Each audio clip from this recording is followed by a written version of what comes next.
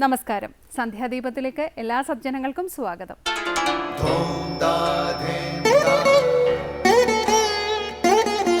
ശുഭം ഭവതു കല്യാണമായുസാരോഗ്യവർദ്ധനം സർവദുഃഖ വിനാശായ സന്ധ്യാദീപം നമോസ്തുതേ.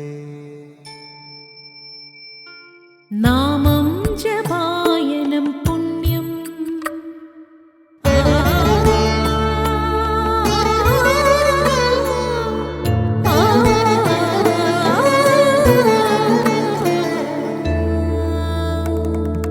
നാമം ജപായനം പുണ്യം നിരുപമദീപാങ്കുരം പോലെ സ്വരശ്രുതിലയവരമതുലം ദീവാങ്കണം മോക്ഷസംഗീതസാരം നീളും വഴിത്താരയിൽ ജീവതാരം മന്ത്രാലാപം മായാവിൻ നിൻ പ്രസാദം.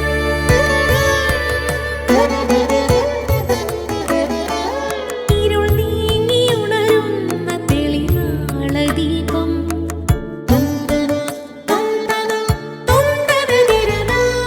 ഇരുൾ നീങ്ങിയുണരുന്ന തെളിനാളദീപം പ്രണവാമൃതം ചൊരിയുന്ന ദീപം. ദീപം ദീപം ദീപം ദീപം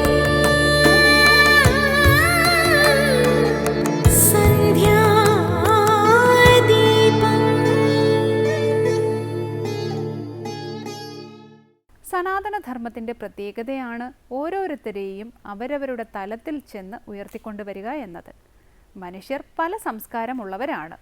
ഓരോരുത്തരെയും അവരുടെ സംസ്കാരത്തിനനുസരിച്ച് വേണം നയിക്കുവാൻ. ചില രോഗികൾക്ക് ഇഞ്ചക്ഷൻ അലർജി ആയിരിക്കും, അവർക്ക് ഗുളിക വേണ്ടി വരും.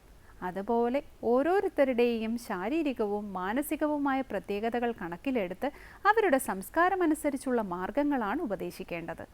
അങ്ങനെ വിവിധ സമ്പ്രദായങ്ങളും നിലവിൽ വന്നു. സഗുണസങ്കല്പവും നിർഗുണസങ്കല്പവും ഭക്തിയോഗവും കർമ്മയോഗവും എല്ലാം അങ്ങനെ വന്നതാണ്. അടിസ്ഥാനപരമായി ഇവയിലെല്ലാം അടങ്ങിയിരിക്കുന്നത് നിത്യാനിത്യ വിവേകം തന്നെയാണ്. അർച്ചനയും പൂജയും ഭജനയും എല്ലാം ലക്ഷ്യമാക്കുന്നതും ഇത് തന്നെ. കണ്ണിന് കാഴ്ചയില്ലാത്ത കുട്ടിയെ അക്ഷരങ്ങൾ തൊടുവിച്ച് പഠിപ്പിക്കണം. ഓരോരുത്തരെയും അവരവരുടെ തലം നോക്കി വേണം നയിക്കുവാൻ. തുടർന്ന് ശ്രീ കാവാലം ശ്രീകുമാർ പ്രശ്നോത്തര രത്നമാലിക ആലപിക്കുന്നത് കേൾക്കാം.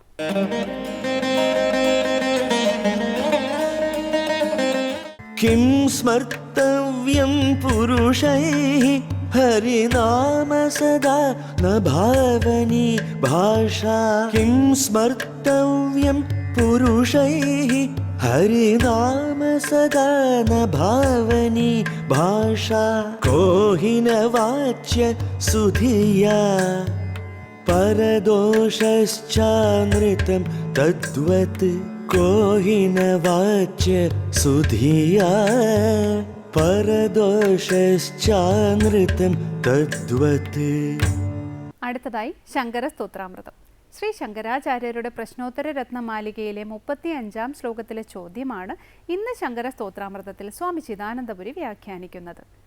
മനുഷ്യർ സദാ സ്മരണം ചെയ്യേണ്ടത് എന്താണെന്ന ചോദ്യത്തിന് ആചാര്യൻ നൽകുന്ന മറുപടി ഈശ്വരനാമമാണ്, അല്ലാതെ യവന ഭാഷയല്ല എന്നതാണ്. ഇതിനെക്കുറിച്ച് വിശദീകരിക്കുകയാണ് സ്വാമിജി ഇന്ന്.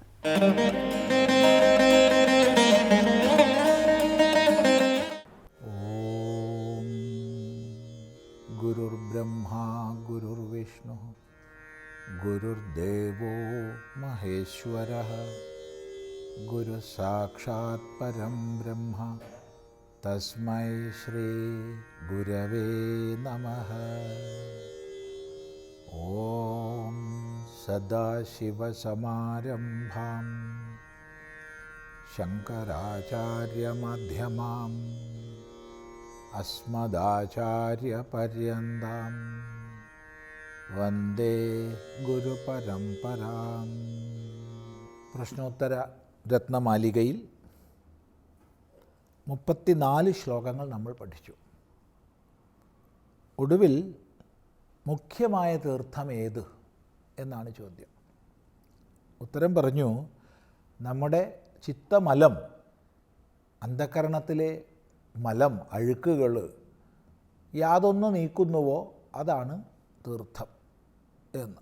തുടർന്ന് കിം സ്മർത്തവ്യം പുരുഷൈഃ ഹരിനാമ സദാ നയാവനീ ഭാഷാ കാഹി ന വാച്യസുധിയാ പരദോഷശ്ചാനൃതം തദ്വത്. കിം സ്മർത്തവ്യം പുരുഷൈഃ ഹരിനാമ സദാ നയാവനീ ഭാഷാ കാഹി ന വാച്യസുധിയാ പരദോഷശ്ചാനൃതം തദ്വത്. കിം സ്മർത്തവ്യം പുരുഷൈഃ, പുരുഷൈഃ പുരുഷന്മാരാൽ, അവിടെ പുരുഷ ശബ്ദം മനുഷ്യൻ എന്നുള്ള അർത്ഥത്തിലാണ്. അപ്പം മനുഷ്യന്മാരാൽ കിം സ്മർത്തവ്യം, എന്താണ് സ്മരിക്കപ്പെടേണ്ടത്, എന്താണ് ഓർമ്മിക്കപ്പെടേണ്ടത്. നേരത്തെ കിം അഹർനിശം അനുചിന്യം എന്ന് ചോദിച്ചു. രാവും പകലും എന്തിനെക്കുറിച്ചാണ് അനുചിന്തനം ചെയ്യേണ്ടതെന്ന് ചോദിച്ചു. സമാനമായ ചോദ്യമാണിത്. എന്താണ് മനുഷ്യരാൽ സ്മരിക്കപ്പെടേണ്ടത്? മറുപടി ഹരിനാമ, ഹരിയുടെ നാമമാണ്. ഹരി മഹാവിഷ്ണു. ഇവിടെ മഹാവിഷ്ണു എന്ന് പറയുമ്പോൾ ഭഗവാൻ എന്നുള്ള അർത്ഥത്തിൽ എടുത്താൽ മതി. ഭഗവൻ നാമം, അല്ലാതെ വിഷ്ണു, ശിവൻ, ദേവി ഇങ്ങനെയുള്ള വ്യത്യാസങ്ങൾ കൽപ്പിക്കേണ്ടതില്ല.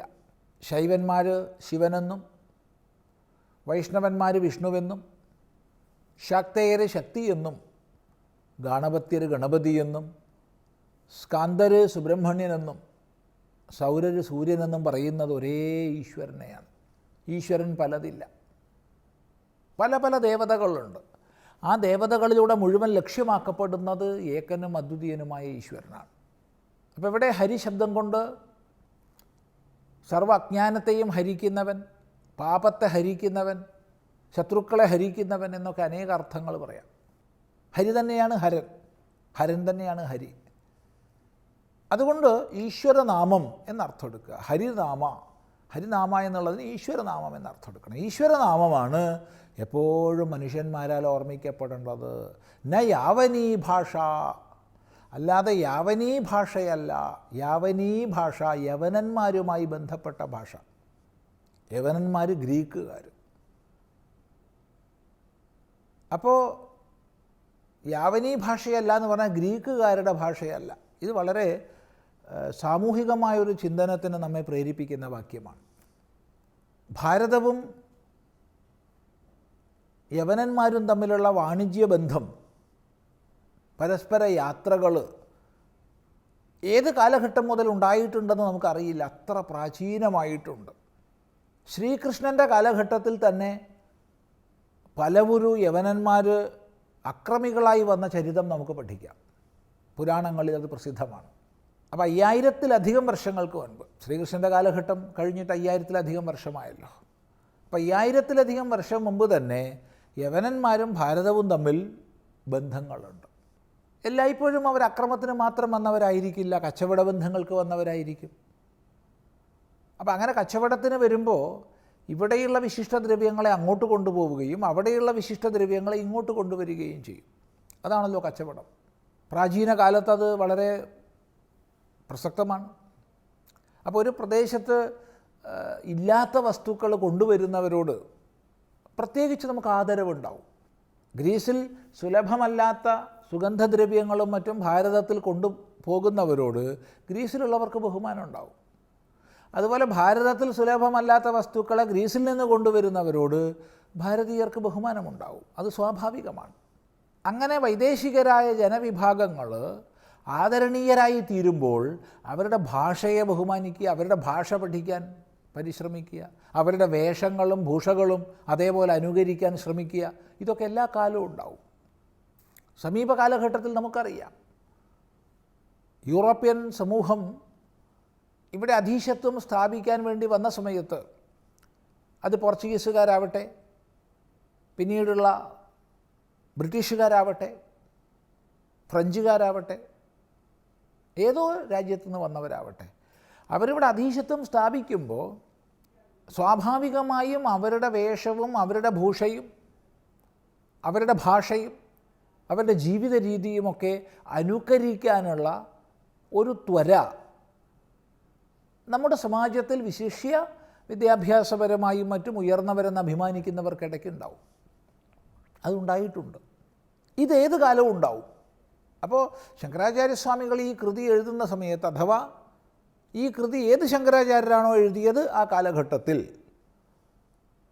യവനന്മാരുടെ സാമീപ്യവും യവനന്മാരുമായിട്ടുള്ള ബന്ധവും ഭാരതത്തിലുണ്ടാവും. അപ്പോൾ സ്വാഭാവികമായി യവനന്മാരുടെ ഭാഷ അതിനെ കേമമായി കണ്ട് അതിനെ പഠിക്കാനുള്ള, അവരുടെ വേഷഭൂഷ അലങ്കാരങ്ങൾ അനുവർത്തിക്കാനുള്ള അങ്ങനെയുള്ള ത്വര സമാജത്തിലുണ്ടാവും. അതിനെ നിരസിച്ചുകൊണ്ട് പറയുകയാണ് ന യാവനീ ഭാഷ. യാവനീ ഭാഷ പഠിക്കേണ്ട എന്നല്ല അർത്ഥം. ലോകത്തിലെല്ലാ ഭാഷകളും സരസ്വതിയുടെ പ്രതിരൂപങ്ങളാണ്. ലോകത്തിലെല്ലാ ഭാഷകളും നമുക്ക് പഠിക്കണം. എല്ലാ ഭാഷകളും ശ്രേഷ്ഠങ്ങളാണ്. അത് ഗ്രീക്കെന്നോ ലാറ്റിനെന്നോ അല്ലെങ്കിൽ അറബിയെന്നോ ഇംഗ്ലീഷെന്നോ ഒന്നും വ്യത്യാസമില്ല. എല്ലാ ഭാഷകളും പഠിക്കേണ്ടതാണ്.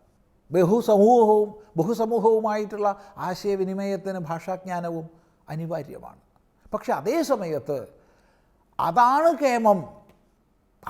കേമം, എന്തെങ്കിലും ചെയ്തിട്ട് അത് പഠിക്കണം, ആ ജീവിത രീതി അനുകരിക്കണം എന്ന് നമ്മൾ കരുതിയാൽ അതൊരു തരം അടിമത്തത്തിലേക്കാണ് നമ്മളെ നയിക്കുക. അതുകൊണ്ടാണ് ഇവിടെ പറയുന്നത് യാവനീ ഭാഷയല്ല ഏറ്റവും പ്രധാനമായി സ്മരിക്കപ്പെടേണ്ടത് ഭഗവാന്റെ നാമമാണ്. അത് നമ്മളെ ഓർമ്മിപ്പിക്കുകയാണ്. അപ്പോൾ എന്താണ് മനുഷ്യന്മാരാൽ സ്മരിക്കപ്പെടേണ്ടത്? ഹരിർനാമ, ഭഗവത് നാമമാണ്. ന യാവനീ ഭാഷ, അല്ലാതെ യവനന്മാരുടെ ഭാഷയല്ല എന്ന് പറഞ്ഞിരിക്കുകയാണ്. തുടർന്നുള്ള ഭാഗം നമുക്ക് അടുത്ത പ്രാവശ്യം ശ്രദ്ധിക്കാം.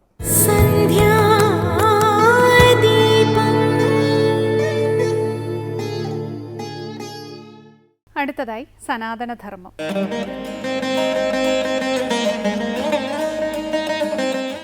ഓം നമോ ഭഗവതേ വാസുദേവായ. എല്ലാവർക്കും എൻ്റെ പ്രണാമം. ദശമസ്കന്ധത്തിലെ വസുദേവർ കംസനോട് നൽകുന്ന ഉപദേശം, തൻ്റെ ഭാര്യയുടെ സുരക്ഷിതത്വത്തിന് വേണ്ടിയിട്ടാണ് ഇതെല്ലാം പറയുന്നത്. ഭാര്യയെ കൊല്ലുവാനായിട്ട് വാളോങ്ങി നിൽക്കുന്ന കംസൻ്റെ മുമ്പിൽ മറ്റൊരു ഉപായമില്ലാത്തതുകൊണ്ട് സംയമനശീലനും സാത്വികനുമായ വസുദേവർ തൻ്റെ മനസ്സിനെ സംയമനം ചെയ്തുകൊണ്ട് തന്നെ വേണ്ടുന്ന ഉപായങ്ങളാണ് ഇവിടെ നിരത്തുന്നത്. അതിൽ പ്രധാനമായിട്ടും പറഞ്ഞത് ആനന്ദം ശരീരധർമ്മമല്ല, അത് ആത്മധർമ്മമാണ്. കഴിഞ്ഞ ശ്ലോകത്തിൽ ശരീരത്തിൻ്റെ ധർമ്മമല്ല, ആത്മാവിൻ്റെ ധർമ്മമാണ് ആനന്ദം. നമ്മളെല്ലാം തെറ്റിദ്ധരിച്ചിരിക്കുന്നത് എന്താണ്? ഈ ശരീരത്തിലാണ് സുഖാദികളിരിക്കുന്നത്. സൗന്ദര്യാദികൾ എന്തിൻ്റെ ധർമ്മമാണ്? ശരീരത്തിൻ്റെ ധർമ്മമാണ്, ആത്മധർമ്മവുമല്ല. ഇതാണ് ഇതിനു മുമ്പ് പറഞ്ഞത്. അപ്പം നമ്മൾ വിചാരിച്ചിരിക്കുന്നത് ശരീരധർമ്മങ്ങളായിരിക്കുന്നതിനെയൊക്കെ ആത്മധർമ്മങ്ങളും ആത്മധർമ്മത്തെ ശരീരധർമ്മമാക്കി മാറ്റിവെച്ചതാണ് നമ്മളിൽ വന്ന പ്രകടമായ ദോഷം. ഇത് വേണ്ട വിധത്തിൽ നമ്മുടെ ഭാരതീയ സംസ്കൃതിയെ മനസ്സിലാക്കാതെ പോയി, വേണ്ട വിധത്തിൽ ഗ്രഹിക്കാനുള്ള അവസരം ലഭിക്കാതെ പോയി, പഠിക്കാനുള്ള സന്ദർഭം ലഭിച്ചിട്ടും നമ്മളതിന് ഉത്സാഹഭരിതരാകാണ്ട് പോയി. ഇത് പഠിക്കാതെയും ഇത് കേൾക്കാതെയും ഇവിടെ ജീവിക്കാവുന്നുള്ള സ്വാതന്ത്ര്യം നമുക്കിവിടെ ഉണ്ട്. നിർബന്ധമായിട്ട് ആരും പറയുന്നില്ല ഭാഗവതം പഠിക്കണമെന്ന്, നിർബന്ധമായിട്ട് പറയുന്നില്ല വേദം പഠിക്കണമെന്ന്, ഭഗവത്ഗീത പഠിക്കണമെന്നൊന്നും പറയുന്നില്ല. അങ്ങനെ നിഷ്കർഷയില്ലാത്തത് കൊണ്ടാവാം ഇതിനോടൊന്നും നമുക്ക് താല്പര്യമില്ലാതെ പോയതും. ഇതൊക്കെ പഠിക്കുക എന്നുള്ളത് നമ്മുടെ ഒരു സുഹൃതമായി കരുതുക. അത് ഈ ജന്മത്ത് അത്യന്താപേക്ഷിതമാണ്. മരണസമയത്ത് എള്ളും പൂവും എടുത്ത് ഉപചാരാദി കർമ്മങ്ങൾ ചെയ്താൽ മോക്ഷം കിട്ടുമെന്ന് വിചാരിക്കുന്നവരാണ് നമ്മൾ ഓരോരുത്തരും. അവിടെ മോക്ഷമൊന്നും വരില്ല എന്നുള്ളത് മാത്രമല്ല, ഇതെല്ലാം ഗ്രഹിച്ചു വെച്ച സാത്വികനായ ഹൈന്ദവ മതവിശ്വാസിയായി ജീവിക്കുമ്പോൾ മാത്രമേ അവനത് സാധിക്കുകയുള്ളൂ. പക്ഷേ എന്ത് ചെയ്യാനാണ്?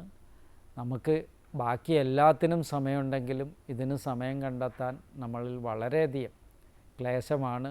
കാര്യം എന്താണെന്ന് പറഞ്ഞാൽ മൊബൈൽ ഫോൺ ഓണാക്കി കഴിഞ്ഞാൽ കോമഡി ഷോകൾ കാണാം, മറ്റു പലതും കാണാം. അതിനകത്തൊക്കെ ഇങ്ങനെ മനസ്സ് വ്യാപരിച്ചിരുന്നാൽ കിട്ടുന്ന ആനന്ദം ഈ ഭാഗവത ക്ലാസ് കേട്ടാൽ കിട്ടുമോ? അതിലൊന്നും കിട്ടില്ല. പിന്നെ എന്തിനാണ് ആ ആനന്ദം കളഞ്ഞിട്ട് ഈ ആനന്ദത്തിലേക്ക് വരേണ്ടത്? അതാണ് നമ്മുടെ എല്ലാ ഭാഗവതത്തിലെ കേൾക്കാത്ത ആളുകൾ ഇരുന്നുകൊണ്ട് ദൂരെ ഇരുന്ന് വിമർശിക്കുന്ന ആളുകളുണ്ട് ഇതിനെയൊക്കെ. ഇതൊക്കെ എന്തായിരിക്കുന്നത്? അവിടെ ഒരു വസുദേവർ കംസൻ്റെ അടുക്ക ചെന്ന് ദേ എന്തൊക്കെ പറയുന്നു, ഇങ്ങനെയൊക്കെ പറയുന്നെന്ന് പറഞ്ഞാൽ അതിൻ്റെ അർത്ഥം എന്താ? അയാൾക്ക് ഈ ജന്മത്തല്ല ഒരു 10 ജന്മം എടുത്താലും ഇതൊന്നും ഗ്രഹിക്കാൻ കഴിയില്ല. അതിനുള്ള യോഗം അയാൾക്കില്ല എന്നർത്ഥം. എന്തുകൊണ്ട്? ശരീരത്തിൻ്റെ സൗന്ദര്യാദികളെ ആത്മധർമ്മമായിട്ട് പരിവർത്തനം ചെയ്തു. ഇങ്ങനെ വന്നപ്പോൾ അദ്ദേഹത്തിലുണ്ടായ ഒരു വ്യവഹാരത്തിൽ വന്നിരിക്കുന്ന ഭേദമാണ് ഇതിന് കാരണം. അതുകൊണ്ട് മൂല്യച്യുതി വന്നെടുത്ത് നിന്ന് തന്നെ കരകയറാനുള്ളൊരു ശ്രമമാണ് അമൃത ടി വിയിലെ ഈ ഭാഗവത ക്ലാസ്സൊക്കെ.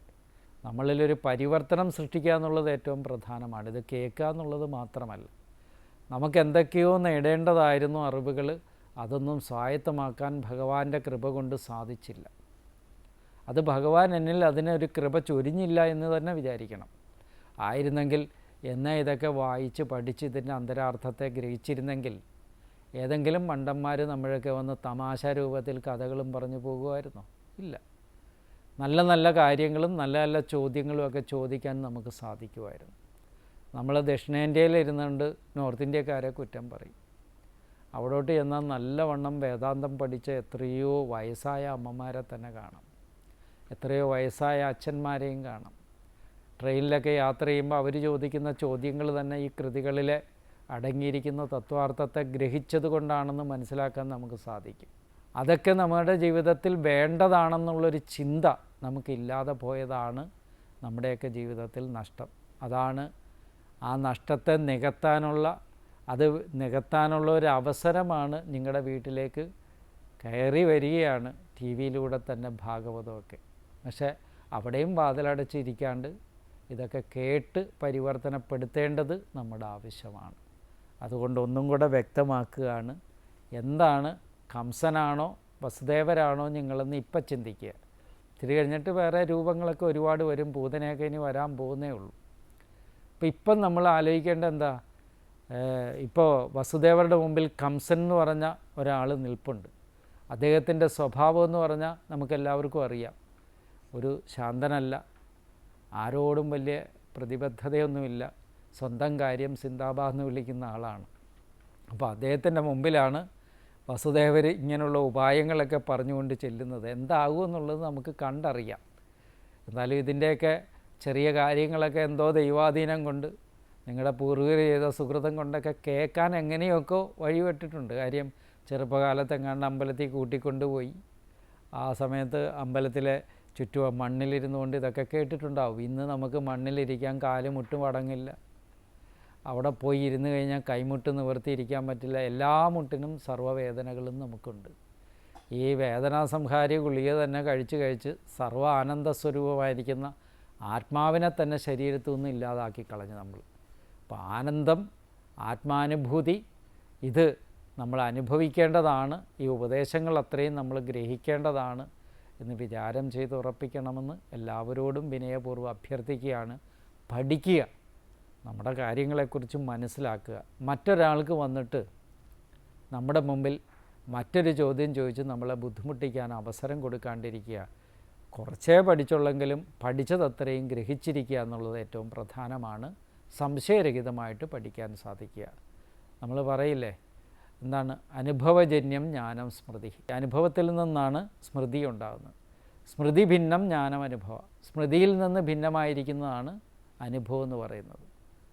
അനുഭവത്തിൽ നിന്ന് സ്മൃതി ഉണ്ടായാലും സ്മൃതിയിൽ നിന്ന് ഭിന്നമായിട്ടാണ് അനുഭവം ഇരിക്കുന്നത് എന്ന് നൈയായികന്മാർ പറയും.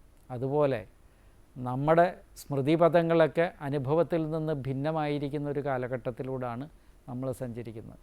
സ്മൃതി പഴയ നല്ല കാര്യങ്ങളെ ഓർക്കാൻ ഇന്ന് നമുക്ക് സാധിക്കുന്നേ ഇല്ല. അതുകൊണ്ടല്ലേ ഇപ്പോഴും പെട്രോൾ ഒഴിച്ചും പലയക്കടിച്ചും മക്കളെ കൊല്ലുന്നതും ഭർത്താവിനെ കൊല്ലുന്നവരുമൊക്കെ ഈ കംസന്മാരെ പോലുള്ള ആളുകളൊക്കെ ഉണ്ടാകുന്നതെന്ന് ആലോചിച്ച് നോക്കി. എത്ര ക്രൂരരാണ് ഇവരൊക്കെ എന്ന് ആലോചിച്ച്. കംസൻ ഭാര്യയെ കൊന്നിട്ടില്ല എന്ന് ആലോചിച്ചോണം. അത്രയും ക്രൂരത നിറഞ്ഞ മനുഷ്യ മനസ്സുകളുടെ ഇടയിലേക്ക് അതൊക്കെ മാറി നന്മയുടെ പാതയൊരുക്കാൻ ഭാഗവതത്തിന് സാധിക്കുന്നുള്ള കാര്യം യാതൊരു സംശയമില്ലാണ്ട് നമുക്ക് പറയാൻ കഴിയും. ഭാഗവതത്തെ ഗ്രഹിക്കുക, ആ ധർമ്മത്തെ ആചരിക്കുക. നമസ്കാരം.